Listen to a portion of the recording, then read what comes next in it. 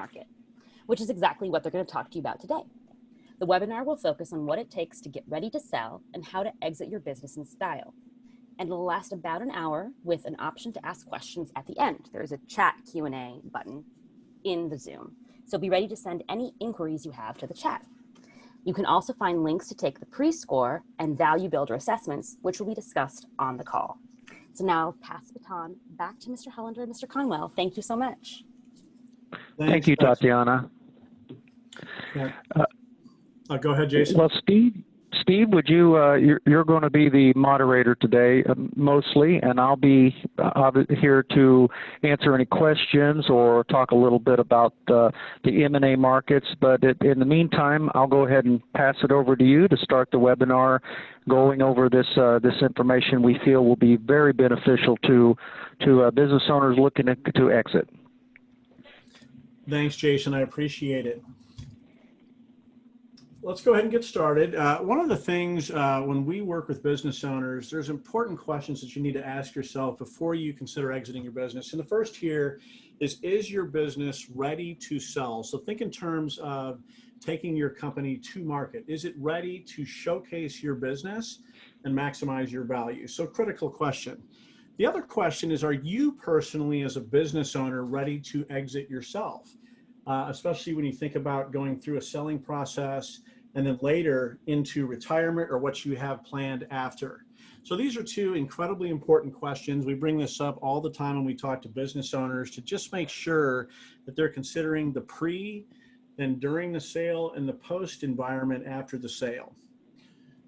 Now this quote here is interesting. Many owners who have sold find themselves dealing with unanticipated regret, fighting with depression, and desperately in need of a new identity and a sense of purpose. So when you think about selling your business, this is interesting because you started it, you may have had it for decades. It's almost like a child. It's become part of your identity. And then what happens to business owners is they go and sell their companies, and it's almost like losing that child. And so these feelings of depression, feelings of not quite sure what to do with themselves after the sale are real. And as a matter of fact, it's upwards of 75% of business owners actually have feelings of these regret. So what we're going to discuss today is what's called the pre-score, which is your personal readiness to exit score. So think in terms of, are you as an owner ready to exit? And then some of you have gone through and gotten your ValueBuilder score, but we're going to talk about what are the levers to building a valuable business. I'm not talking about like a company with a lot of revenue. I'm talking about a company that is valuable when you take it to market and sell it so that you can maximize your sales price. So let's start with the pre-score. So the pre-score consists of what are called 4 drivers of a satisfying exit.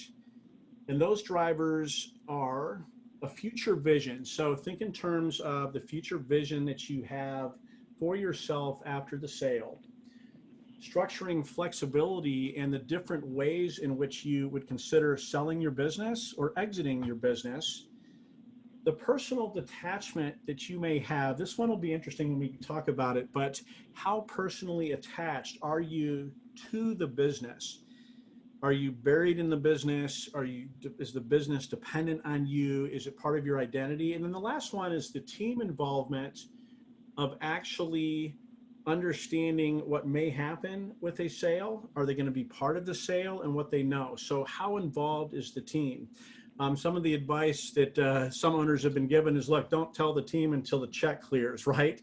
So we're going to go through team involvement and talk about that. Now, the first one we're going to visit about is the future vision. And this first driver, think in terms of a happy and lucrative exit, is what we call the future vision that you're going to paint for yourself. You see, the challenge is most owners get pushed out of their business, but the happiest exits occur when an owner has an equal or greater number of pull factors. Now, push factors would include things like the need to retire or a health scare, but the happiest exits involve owners who have something pulling them out of their business. And so when you look here, what's interesting, when they took a poll of business owners and asked them, are you ready for your payday? This is the percentage of owners who chose push factors. And you're going to see a lot of these that may actually apply to you. you're bored with the business and want to do something else. It takes too much of your time and you're working 60 hours a week. You've got, your wife saying, hey, when are you going to retire, right? Or you're burned out or too stressed. And oftentimes it's, I just want to cash out and be done. I know with the COVID scare, a lot of business owners were looking at their business model and their cash flow and saying, at the end of the day, to get my business back up to the value that it was, we may have to end up working another 6 months or a year to at least get it back up to pre-COVID valuation numbers. And Jason, have you seen that from the M&A side? Yeah, some of our clients have definitely felt that way, that their exits weren't going to happen when exactly the way they wanted it to, and they're going to have to work and work at it a little bit longer to get it ready. No, absolutely. And the thing is, the push factors are tough. Some of the things on here, when you talk about health concerns, you may have a family member, let's say it's your parents that are in another state and they've got dementia or are sick, a child, and you end up having to sell. And so in effect, you're getting pushed out of the business. Now the pull factors are different because the happiest sellers have something pulling them out of the business that they're excited about. And so once again, when you took a poll, can somebody please mute their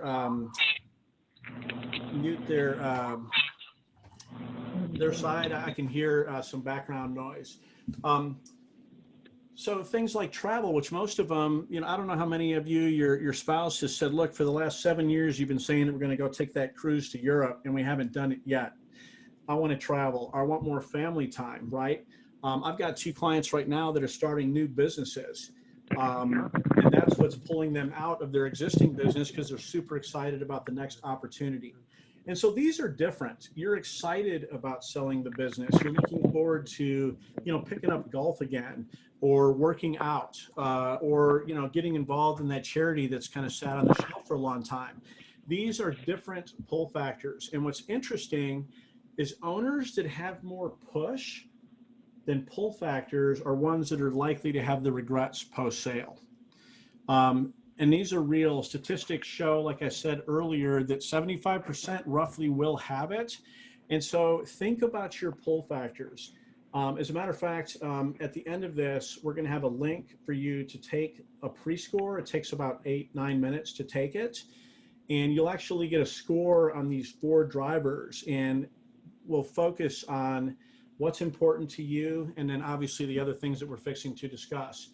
And so let's go move on to the next driver for a lucrative exit, and that's structuring flexibility.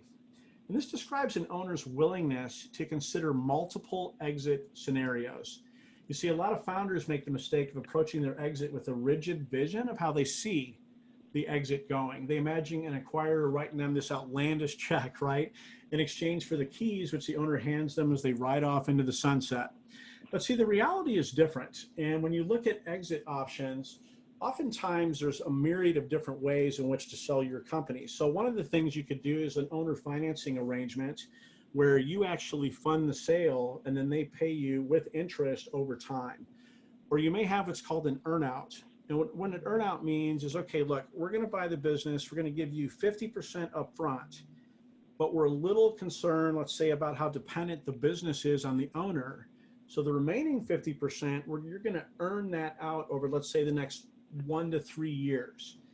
And based on targets that you will agree to achieve as part of the sale, you'll then earn that additional 50%, which could end up being 60 or 75%, right? Sometimes a buyer may say, hey, we'd like you to be a consultant for the next year and consult the new owner and help them with that transition. Or it could even be a scenario where, look, I'm going to sell 80% of my business. I want to retain 20% in the new entity that's going to be created. And then what's called getting the second bite of the apple, where then you sell it again. And you may even get on that 20% downstream as much as you got on the 80% that you sold. So there's a myriad of different exit strategies that are out there. But look, what we've seen is that owners really want out. Most of them are trending towards wanting to sell the business outright. But what's interesting, if you look, only 30% choose only one option. They selected selling outright. And the reality is that the more exit options you have are the more roles that owners can be comfortable playing. You're providing buyers with different options at which to sell your company, and then it allows you to choose from a myriad of options to pick the best one for you. Now, here's the interesting thing too, on structuring flexibility. Owners in their minds, you have an idea what your minimum number is going to be to sell. If you were to write it on the back of a napkin, $1 million, $5 million, $10 million. All right, now here's what's interesting. Of that 60% that have a minimum number, only 48% haven't received a valuation estimate in the last 2 years, and more than likely haven't had a third party do it. I don't know how many times I hear a situation, and I'm not a CPA, but hey, my CPA said that my company's worth 3 times revenue. But that's not how valuations work. And actually their company may be worth 25% or 30% of that, right? And so understanding your current value of your company allows you to at least say, you know what, we could probably go to market, or you know what, we want to continue growing our company more so that we can grow the value of the business, and let's go to market, let's say 2 years from now, 18 months from now, and maybe we'll get another $500,000 or $1 million. Jason, from the valuation perspective on the M&A side, I mean, obviously you guys do valuations for all the business, but I mean, how critical is this to have business owners really understand the reality of what their number really is? Well, Steve, it's just critical. One of the most critical aspects of getting a deal done is knowing what the valuation of the company is realistically.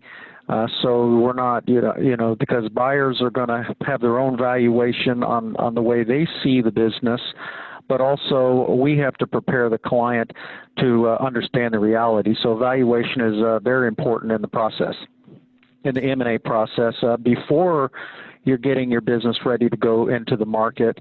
And then while the company is in the market, understanding what you're doing while you're in the market to increase the value or how it will things will impact the value of your company. I'll tell you, that's such a great point. Time and again, we see, companies that they understand their value, they want to go to market. And because of what's called seller fatigue, just, stress, maybe even excitement, they're trying to keep the business operating and hitting the goals and objectives. But then there's a lot of, buyer due diligence asks and, send me this documentation, et cetera, and things dip. Because of that seller fatigue, and suddenly they're losing, 10 or 20% of their asking price because of things like that. So I agree with you 100%. All of this is just really critical. And this kind of segues a little bit on what can actually impact the value of a business, believe it or not. And that's this third driver on personal detachment. And we're not talking about, you're completely disinterested in the company. This is more a driver on happy exits, focusing on the degree to which the founder's ego is dependent on his status as the owner of his company. So here we look at how long an owner has owned their business for, how much of it they own, and whether their name is on the door. All of these factors can lead to an owner becoming unwilling or unable to let go. It's not so much a control freak as opposed to being wrapped, your identity is wrapped up so much into the business and who you are. So for a happy exit, they need to have healthy life outside of their business. Now, here's what's interesting. Businesses that have a high dependency on their owners will have different options oftentimes that buyers will present to acquire their company. And one of the factors that we'll see is business owners that are spending 60 plus hours, 50 plus hours, greater than 40 hours of their time on the business. They're not free. They're spending an inordinate amount of time working in the business as opposed to on the business as the owner. Okay, and what's interesting, you guys aren't alone. Nearly 3/4 of business owners work 40 plus hours on their business and more, right? And so what's happening is that business has become dependent on the owner. And so one of the things that we'll work on when we get businesses prepared for sale and to help grow their value is to free that owner dependency and delegate, cross-train, give other people authority so that it frees up your time to be the owner and not the manager in the company. The other thing that's interesting is 1 out of 5 owners actually have their name on the door. Matter of fact, I've got 2 clients right now that they've got their names on the door. One of them, we're actually creating a new entity with a new brand. And we believe in the next 2 years, we'll probably 10X that company with the business strategy and where that one is going. The other one, we're actually creating another entity to go after. They're a local electrician service firm, and we're creating a second entity that has a national play from a market perspective and like a subscription revenue opportunity. So because part of that name on the door, a buyer's typically not going to want to buy it with that name on the door. Or if they do, they're going to be concerned that their business is more dependent on the owner, and that will typically have a situation where there's going to need to be that earnout. Maybe the business owner needs to work in the business another 3 years, as an example, and earn out a percentage of the sale.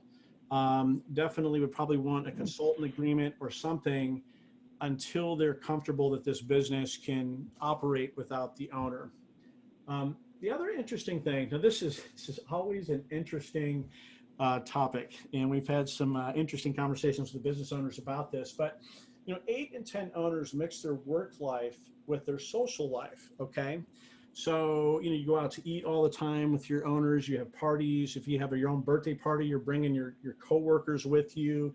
And so what's interesting, and it's fairly large, right? You've got some owners, only 20%, that they don't invite anybody from work on anything that they're doing outside of work.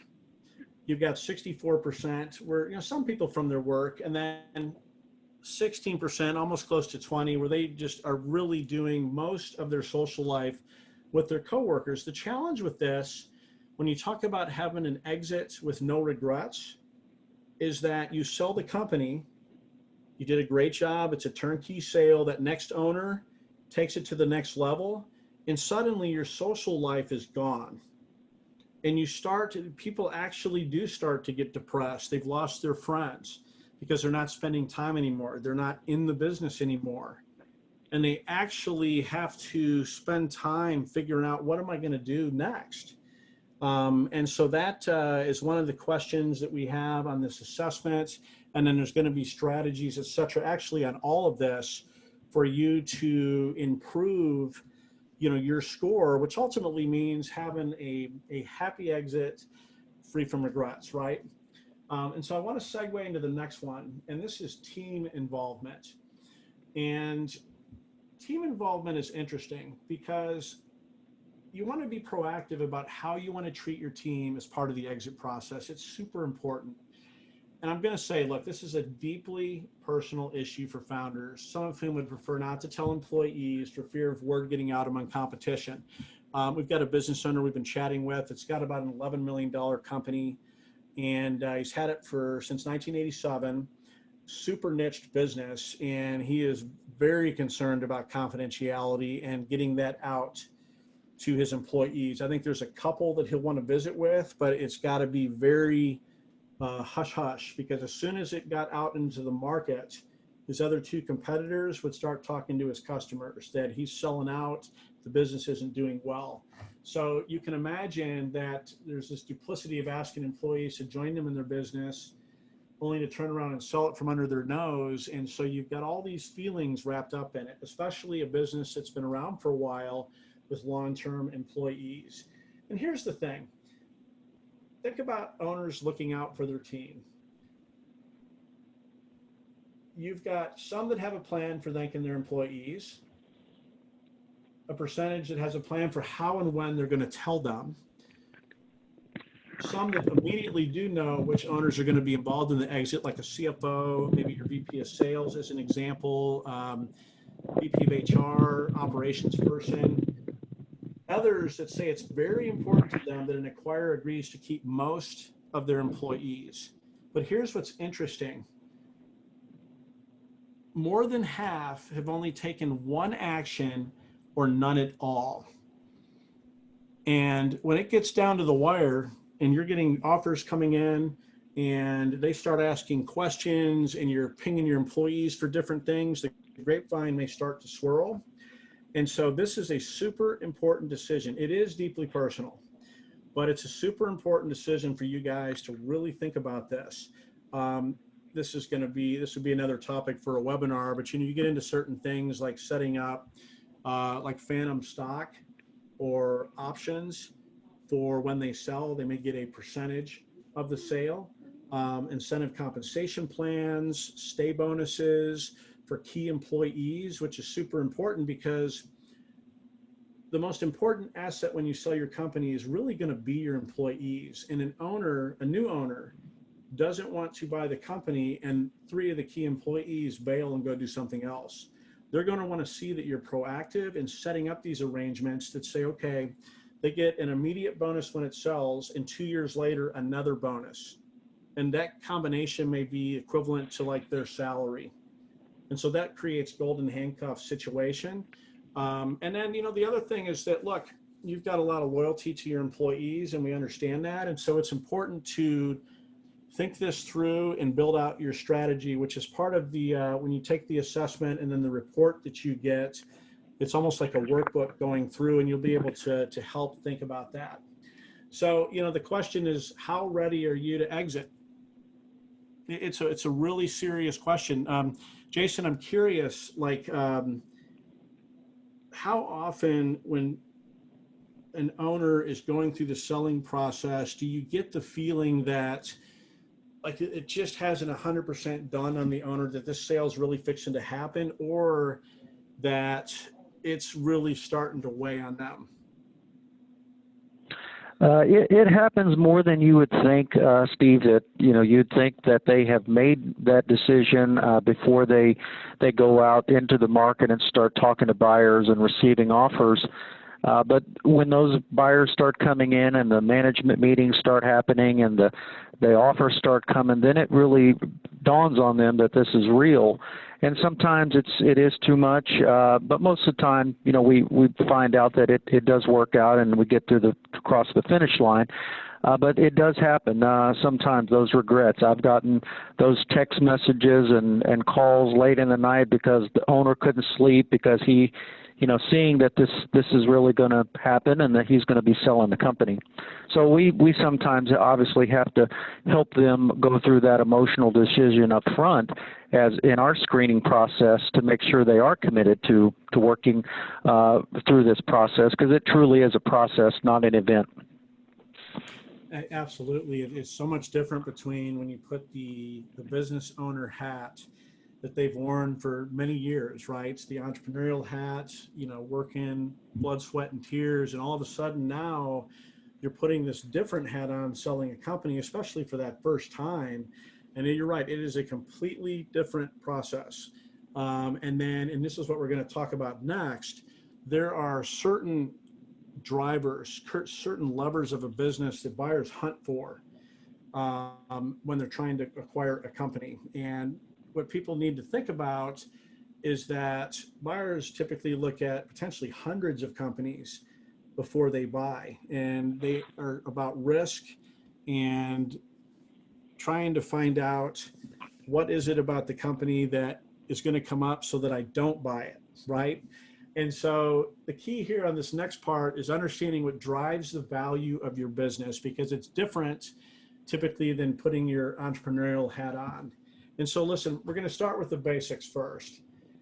It's about getting your house in order and then building from there. Look, that is not the impression you want to give a potential buyer, but it often happens. You're not putting your best foot forward. And so getting your financial records assessed and cleaned up and using the accrual method versus the cash method for accounting is super important, because what this does, if you look at that nice, pretty space, and I know there's probably some people on here going, I would love my office to look like that. But at the end of the day, yeah, from a financial record standpoint, you want to make sure that your accounting records, your financial statements, can be compared apples to apples to another enterprise they may be considering. So if they see situations like, negative, asset balances, or, accounts payable is negative, or they see weird accounting treatments in there, they see a bunch of loans that don't make sense, and they get confused, they walk away, because this is putting your best foot forward. And I always explain it this way: accurate and complete financial records. Look, it's like your resume, right? You could be the perfect person for the job, i.e., the perfect company that this buyer would want, but because of a typo, a grammatical error, they're out. And that's how recruiters work.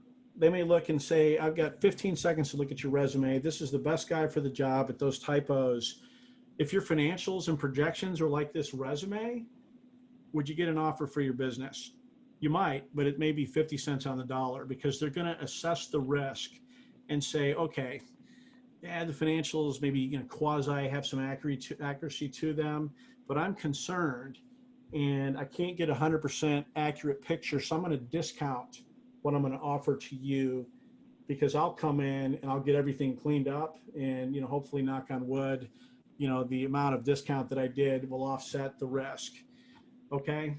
So that is super important. And by having those accurate and complete accrual-based financials, it's going to help you make a valuable offer. The other big thing is cash flow. I mean, cash is king. I know you guys all know that. But implementing cash flow forecasting, understanding, so projecting into the future, like 12 weeks out, what your inflows and outflows of cash are, is super important. And what you're wanting to do is create a positive cash flow engine. So think about cash coming in faster than it goes out, because there's two numbers when buyers buy a company. There is the number they pay you, and there's working capital to buy the business. And if they feel like it requires a lot more working capital to operate your business, the owner's going to get less money. So we actually work with businesses and help set up positive cash flow engines. We'll look at receivable terms and ways in which you sell to your customers and how you sell. Look at how you pay your vendors and optimize and improve that, so that we've got a spigot of cash coming in faster. And what you're wanting to do is just continue having this upward trend, and then identifying where there's dips, which you'll see like spikes of payroll coming in, maybe big expenses, and then you can adjust that. The other thing is just creating a roadmap from a projection standpoint as to where the company is going. Oftentimes when we first start working with businesses to help them get ready for sale, it's that gut feeling, and we don't have a lot of discipline and challenging but attainable projections that provide a roadmap of truly where the business is going. And so we'll implement 12-month rolling forecasts, and then usually the second and third years annual, so that we can see the trend. So a buyer can see historical, they'll usually look 3 years back, and then they'll see current year projections, year 2, year 3 in the future, in those trend lines. And so as accurate as we can make that and believable to the buyer, that will impact the amount of money that they will pay for the business. If they see the trend lines moving in that uplift positive direction, they see where the business is going, and they can bring a lot of marketing dollars, sales engine, and entrepreneurial know-how, they're going to offer more for your business, and you're going to get companies fighting for that. So really, it's about helping to uncover your hidden value and then maximize your selling price at exit. And this is one of the things that we spend a lot of time on. And then, guys, it's the classic, what gets measured gets done, right? And so implementing, month-end close and looking at trend analysis, understanding where your business is going and where the challenges are. I mean, this is just an example, but I mean, cash on hand is low. Revenues have dipped. Be a good example of COVID, right? As an example, expenses and cost, et cetera, and understanding what these levers are and how we improve the value of your business. And look, you want your net profits as high as they can be. And so getting lean and mean, selling products and services that are the most profitable, but repeatable and teachable to your employees, and growing your net profits on the bottom line and continuing to grow that will be very valuable to prospective buyers. And so, creating dashboards, we use a tool specifically that'll sync up with QuickBooks Online. It can provide all these dashboards, et cetera, to help business owners, you know, measure the right things. And then based on the results and what they see, making the operational improvements to continue hitting your goals and objectives and continue building value within the company. And so now all that stuff is really getting your financials working for you. And it provides a lot of valuable information for an acquirer. The other big thing is doing industry benchmarking, because look, you have to understand what your peers are doing in the market and how do you compare. Are you spending enough on marketing compared to best in class companies out there, companies that are like size of you? Are you spending too much? Are your profits, net profits, way higher than your competition? All of these are going to be what differentiates you from your competition out there, but is also valuable to your customers. And where this gets really critical is that oftentimes companies, look, you got to go to market for whatever reason, right? You want to make sure that you are unique and different from your competition, because if you have a strategic buyer that's looking for a company in your industry, they're not just looking at your company, they may be looking at 50 across the US, and you want to be that shining star. And so we actually use industry benchmarking to help make tweaks and adjustments, which may take 6 months, may take a year to get things shifted the way they need to go so that we can stand out from our competition. Because I can promise you, the buyers are going to have accounting and finance people that are doing this. And they're going to know these numbers. They're going to understand your financial statements, and they're going to understand the key metrics that affect your business. And so this is why this stuff is all critical to get yourself prepared for sale. And so one of the things that we do, and some of you guys may have actually taken this before, but we will have really all the business owners that we talk to get their ValueBuilder Score.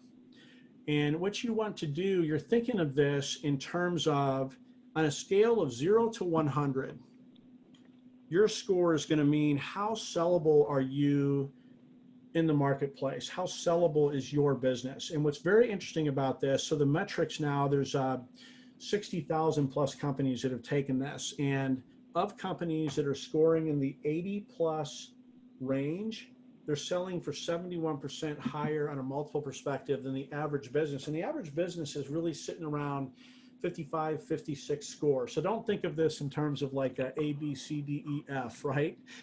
Oh my gosh, my score, I got an F. Think about it as sellability. Is your business sellable in the marketplace? And so when you look at this 44 score, now 44 is low score. And if you look at the summary here, it's going to show the industry average, which is about that 55, 56, like I said, and this person scored a 44. And the 8 drivers of value that buyers are hunting for when they're hunting for valuable business. And so we talked a lot about financial performance, which usually in most industries, I find the average is below 50. So this is, while this guy got like a 35 here, 40, 42, that's pretty normal. And it's about the accuracy of your financial statements and the history of producing revenue and profit. This Switzerland structure talks about owner dependency. It talks about customer and supplier concentration risks and reliance on key employees.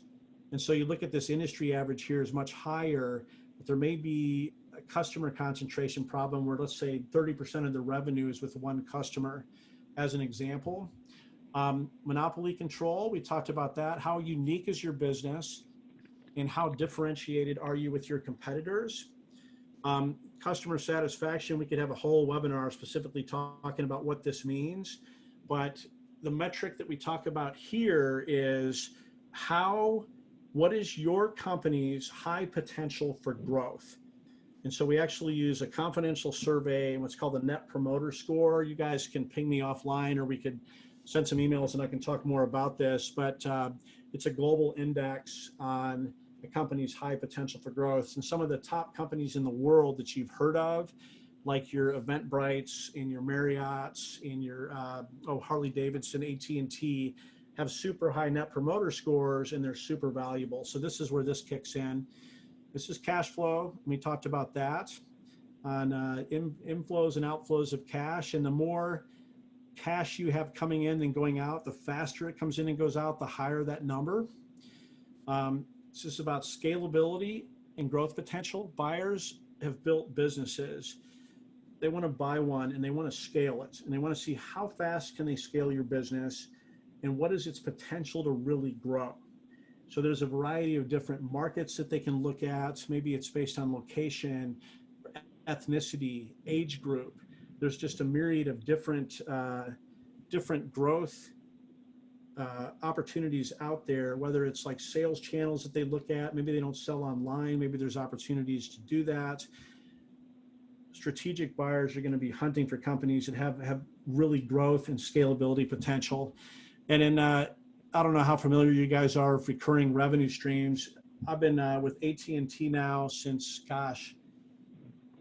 late 90s when I got my first Razor flip phone, and I've been paying them money on a subscription basis for over 20 years now, right? That's a recurring revenue stream. And so businesses that have a portion of their revenue that's recurring and dependable, I mean, my gosh, AT&T has gotten my money for 20 years, right? They'll pay more money for that business if they've got, especially if they've got 90% of the revenue that's recurring, they become really valuable businesses. And then the last thing is the owner dependency. How dependent is your business on you as the owner? And are you proofing your business by taking you in effect out of your business? So if you went on vacation for 3 months, you'd come back and your business is growing and more valuable than when you left it, then you'll have a really strong score here. And Jason, I'd love for you to kind of jump in because I'm sure you see different varieties of how a score on some of these levers could impact whether or not buyers are going to make an offer or not. Well, yes, Steve. Definitely, a lot of these things do impact every single transaction we see, from customer concentration to owner dependency, and so when I'm coaching sellers about some of the buyers' questions that they're going to answer, I'm explaining why they're asking those questions, because it all comes back down to risk. And what we want to do is try to de-risk the transaction and the situation. So any of these, if these things are problematic, any one of these things could be a potential reason to make a lower offer, or some of the positive things, it could bump the offer up and increase the multiple. Yeah, I'm curious. I mean, do you, from the M&A perspective, of course, obviously I know, but for the audience, do you look at the sellability score, the ValueBuilder Score results in combination with the valuation to kind of make a determination of, yeah, this business is absolutely ready to sell, or we have some opportunities for improvement to either get the business more ready to sell or to grow their value more? Both. This information gives us a lot of good insight, as well as the valuation itself, to determine if the business or client business is ready to go to market, so we can get offers and get higher offers, or if they're not, then there's some improvements that can be made, and that's where we can talk about some of those issues and how to fix them. Yeah, I'll tell you, that's great. And each business owner and their companies, when they go through this type of process, getting their business prepared for sale, taking it to market, and eventually exiting, they're all unique and different, right? There's never like a cookie cutter process. Each business has either, different scores, different preparations, different experience doing this. So how do you, when you're taking a company to market, determine what's relevant and what to showcase? Well, in the obviously a lot of in the offering memorandum or in the preparatory information, like you said, the cash is king. If it's a growing company, we're going to definitely highlight that the company has grown, or if there's some things about the business that makes it unique, those are things we want to highlight as well very early on. Like you said earlier, to attract that strategic buyer, the corporate buyer out there looking for a business that's going to stand out. So those are things you would want to highlight going into the market, preparing the business for sale. I'll tell you, absolutely. We had a company that was taken to market. They had a very, very unique industry. They did flash sales for the television industry, and so you would have a TV show that would have like flash sales for all these flagship companies that you've heard of. And this one TV show represented 61% of their revenue. And what was interesting, we took the company to market. This was a few years ago, and we had like 40 buyers interested in buying this company, but every single one went away because of the customer concentration issue. So that lever, right? What was amazing about that was that 5 months, we all agreed we need to delist the company and get this rectified, this customer concentration issue. 5 months later, after we delisted the business, the network canceled that show.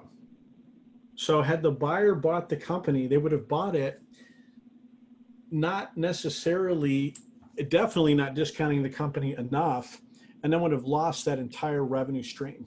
So all of these drivers, these are definitely ones that buyers are hunting for in businesses, and they rear their ugly head. And so what we do in partnering together, and what makes us unique, is that we really spend a lot of time understanding this up front, and then helping the business owners make really the best decision for themselves. And we like to say we're honest to a fault, but what we want to make sure is that business owners have the right information to say, yes, let's go to market, or let's wait a bit. Let's see what we can do to enhance that value of the business and really kind of uncover it. It's almost like polishing a diamond, right? You wouldn't, I always equate it this way, you wouldn't sell your house without using a realtor and taking a bunch of furniture out and redecorating and maybe a fresh coat of paint and fixing your landscaping and trimming so that your house looks the best for potential buyers. And it's the same thing when you take your company to market. Here's Jason and I's contact information, and next part of the webinar, we'd like to just have questions and answers. We've been getting some questions coming in. The other thing is that you can get your pre-score now. I know that's an ugly URL, but you guys will get a copy of the presentation, and you can fill out that and get your pre-score, and then we can have a conversation with you and go through your results. And then you'll get that really nice report. It's 20 plus pages and almost becomes a workbook. If you're considering selling your company, these are things to help you have that happy and lucrative exit and to make sure that you're ready to exit. So what questions do we have for us?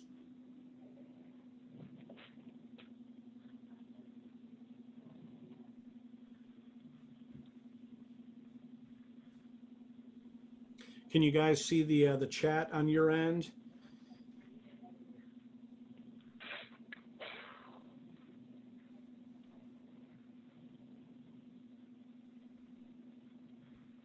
We'll give it a few more minutes, Steve, and maybe some questions will come up before we let everybody go.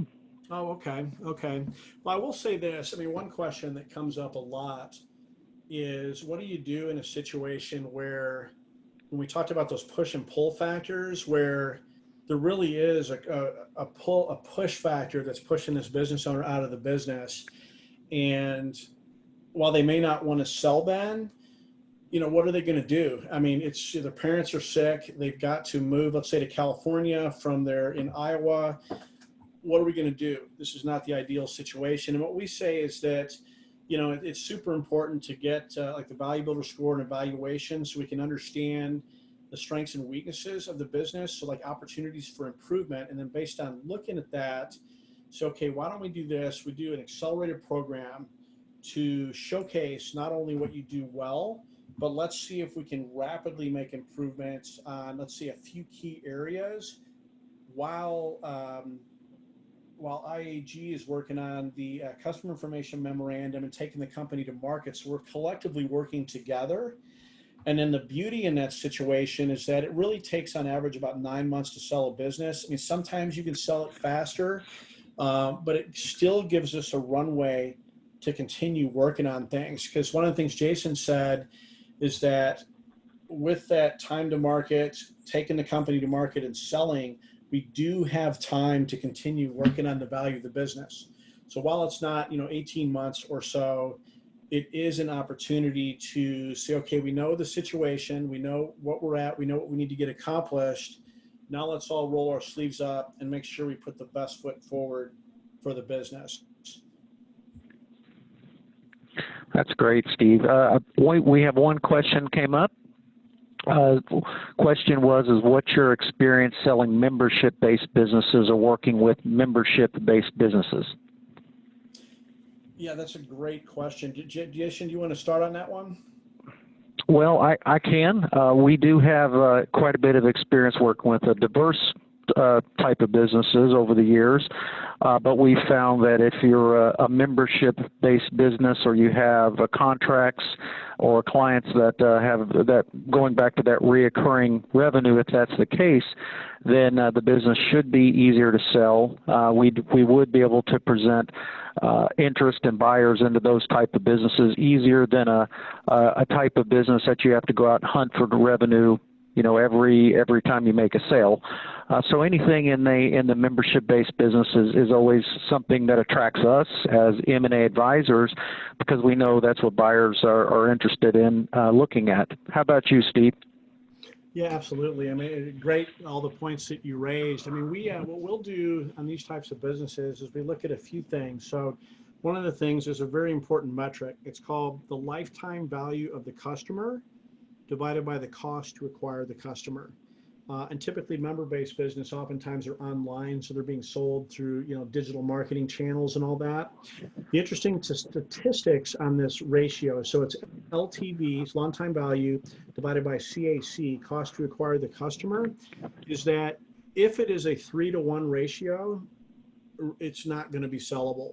If it's between 3 to 6, one, we want the owner to continue investing in it, and it's definitely more value. If it's 6 or above, then it is a really valuable business, and we want to make sure they heavily invest in it and continue to grow it, because a strategic buyer can really scale that business. The other thing that we'll look at is if there is some form of agreement on that membership-based business. Is it like an annual agreement that auto renews and requires the member to proactively do something to shut down that membership? That becomes more valuable because you've got these customers longer. And then the other thing we'll look at is the terms. So for example, the pricing for the membership, do you have opportunities where, okay, you can buy the annual membership up front and it's, you pay for just 10 months instead of 12, or you can pay monthly in advance or semi-annually. So you're getting the cash up front faster. All of those scenarios are helping us understand how valuable the membership-based business is. And then that allows us to, when you go to market, really showcase those things because it will you're going to attract strategic buyers, and we want to make sure the right buyers are coming in. And then what gets really crazy about those businesses is that sometimes they're valued, especially if all the business is coming in that way, and it's lucrative and has the right levers, it could be selling at a 2-3x multiple off annualized revenue, as opposed to down on the bottom line looking at net profits and EBITDA and seller discretionary earnings. So yeah, there's definitely a lot of factors to consider, but it's also exciting depending on that business. And if you want to shoot us an email, we'd love to just visit more and help you kind of in the decision-making process for that business. Do we have any more questions? Yeah, we have another question. Does IAG take a company on if they are not able to sell it? Then the next part of that question is there a warranty after upfront fees are paid if it is not sold in a given time frame? Well, let me answer that part of that question. IAG doesn't always know if the business is sellable or not. If they do have a very low sellability score, then we will tell the client or educate them that it's probably not the best time to go to market, that maybe they should wait and increase the value or work with Final Ascent to help build up that score or augment some of those weaknesses. So we wouldn't want to take on a business if we don't think it's sellable, or if the seller doesn't feel they can get the kind of value they're looking for. As far as a warranty goes, if we've taken on the client and we've agreed to operate and work with them, then there wouldn't be any kind of a warranty after on what they've already initially paid if it isn't sold. We invest a lot of time, resources, and money to take them to market and try to get them sold in a certain amount of time. So we all have kind of shared in the investment to try to get the business sold. So hopefully that answers that part of your question. Yeah, and I was going to say too, I mean, the nice thing, we're all aligned with the same goal, which is to sell your company for maximum value. And we're also, it's very important to us to make sure that we're helping you make that right decision, because we don't want to say, hey, let's take your company to market when we know that the odds of attracting a buyer are very small. And even if a buyer is going to get interested, you're going to get very disappointed because the value of your company is going to be much less when the buyer gives you their offer. So our goal is to work in partnership with the owner to say, let's make the best decision for you. Because there's a lot of time and energy on the IAG's part, our part, and on the owner's part in particular, with all of the buyer requests and all the things that it takes. And we don't want you going through that process to just be very disappointed. We want to make sure that we're aligned together and we're doing what's best for you. I think his response was thank you. Another question, Steve, was do you notice large swings in the number of buyers for small businesses compared to maybe some of the larger or lower middle market businesses that sometimes we talk to? I mean, absolutely, right? I mean, now granted, it's kind of like, hey, I want to get investment and I want $500,000 or $5 million. It's easier to get $5 million than $500,000 sometimes. If it's a really small micro business, there are brokers out there that will work with that, and they'll go through Biz Buy Sell or some other entity on kind of public markets to go after and sell it that way. But on the small market, it's all about the business, the industry that you're in, how shiny you are from these levers, and it can be any business. If you're strong in this way, you will attract buyers, and they will be interested in you. Matter of fact, we know buyers that will hunt for businesses, and the most important thing for them is a positive cash flow engine. If they've got incredibly strong positive cash flow set up and they see that growth potential, they're all over it wanting to buy it. We'll have other people out there that are hunting for high net promoter scores. So remember that customer satisfaction lever. And if they see that that's sitting in like the 70 range, when that's on a scale of like 0 to 100. So if you've got a net promoter score of like a 70, it's world class, because the top companies in the world have like a 55 or so. And the average business only has a 15. And I'm not going to go into what net promoter score is, but just to state that there are buyers hunting for companies that have that lever. And regardless of their size, these are guys that have built companies and grown them and sold them, and they know even if it's a smaller business, I can blow this up and take it to the next level. The other thing I will say with that, lower middle market is still a fairly large company. So, you've got a $50-60 million business that's still in the lower middle market. The buyer pool is different, right? Because you're going to get private equity firms potentially looking at them, or very wealthy individuals or very wealthy senior executives, or larger entities that are going after them. So in some respects, it can be a smaller buyer pool, but it's a different type of sale where that kind of small market. So let's say you're 20 million in down businesses, maybe $1 million to $20 million business. You're going to sell on what's called seller discretionary earnings and a multiple off of that. And if you're, the levers that buyers are interested for, so those kind of value builder drivers in combination with your valuation is strong, you're going to attract buyers. And you may have, 13, 17 companies interested in buying you. And then the great thing about that is now it creates all that buyer tension, and there's phenomenal options coming in. So we would definitely, in taking a company to market in the small market, we want to get more than one offer. We want to get 2 offers, 3 offers, 4, and then let them compete. And then the beauty on the pre-score, right, and having those different options to take your company to market, whether it's like an owner financing or a consultant agreement or an earnout, or a percentage of the equity being sold and things like that, is now you've got a bunch of different options from which to work with buyers on.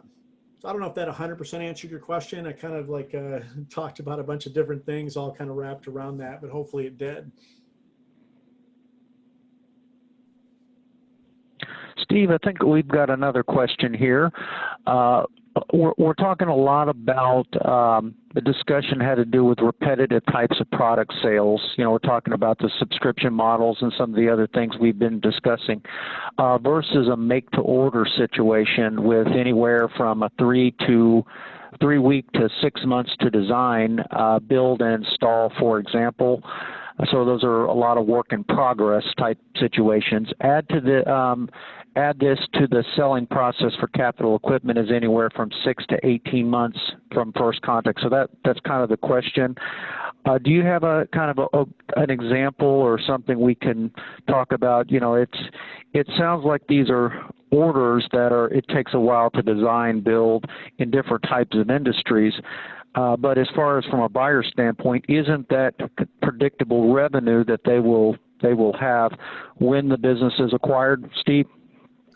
Yeah, so that gets interesting as you get into progress billing type situations. Maybe there's a deposit up front, and then and the make to order, as it gets to a certain stage, there's invoicing and collection of funds over time, depending on what gets ordered.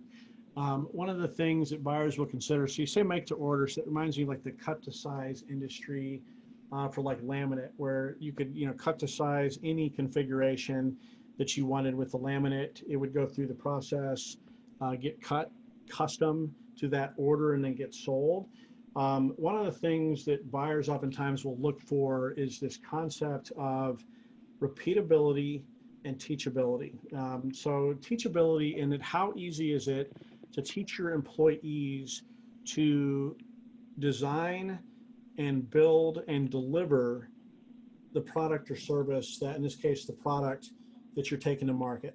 The second thing is, how repeatable is it? In other words, on a make to order, while the process to make the product that you're selling may be consistent, it's different, and you have to have a different level of expertise to do that. It's not like selling the same widget every single time and then selling that to an army of customers, where we gotta build more of the exact same thing and sell it.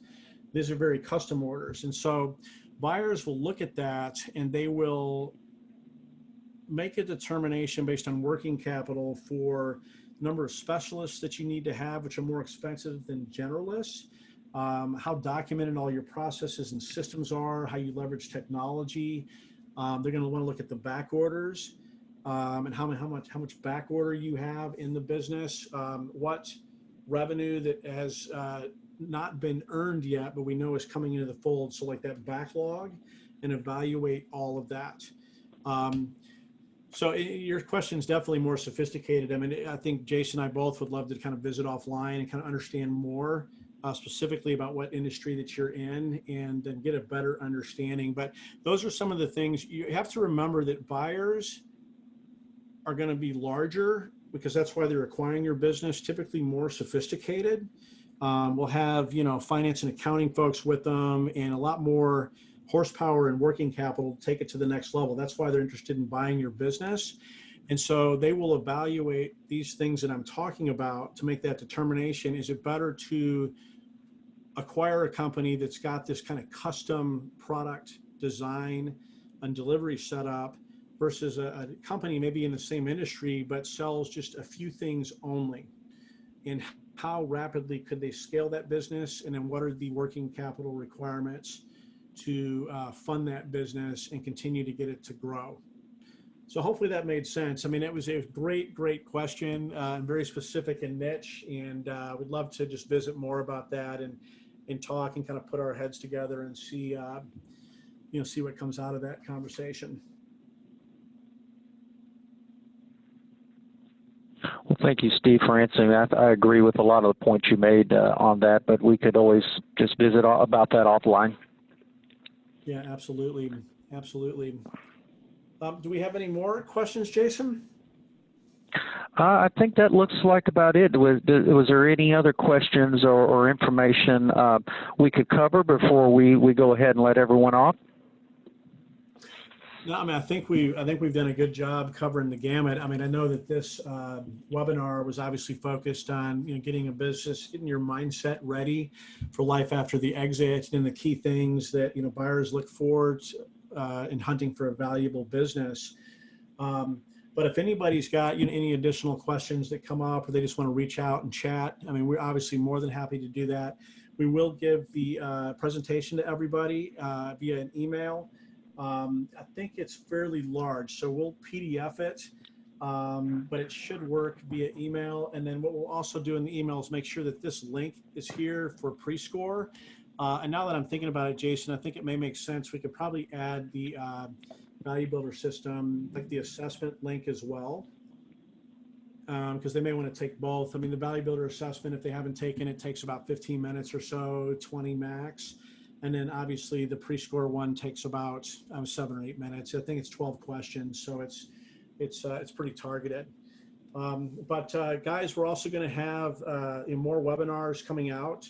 We'll obviously reach out to you all and kind of the broader audience out there, and just want to make sure that our webinar series are very targeted for the things that you're interested in. So definitely feel free to reach out to Jason or I if you've got topics that are of interest to you, and we can put that together. And then we'll let you guys know shortly about the next webinar that we're going to discuss. It may be a 2.0 of this, on really deep diving into the levers of a valuable business is what our thoughts are. But we're definitely open, and we've got 6 or 7 coming off the back end that we've already been planning for. All right. Well, thank you, everyone, for joining today. This will conclude the webinar. If you have any questions, like Steve said, please feel free to reach out to us, and we'll be here to help you. Thank you. Thanks, everybody. Bye-bye.